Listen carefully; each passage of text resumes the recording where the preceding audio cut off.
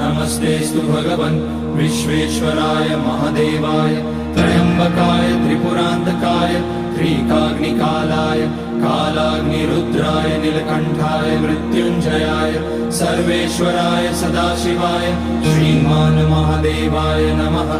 ॐ नमः शम्भवाय च मयोभवाय च नमः शङ्कराय च मयस्कराय च नमः शिवाय च शिवतराय च।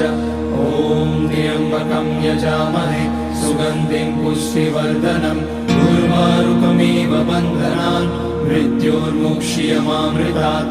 नागेन्द्रहाराय त्रिलोचनाय भस्माकराय महेश्वराय नित्याय शुद्धाय दिगम्बराय तस्मै नकाराय नमः शिवाय।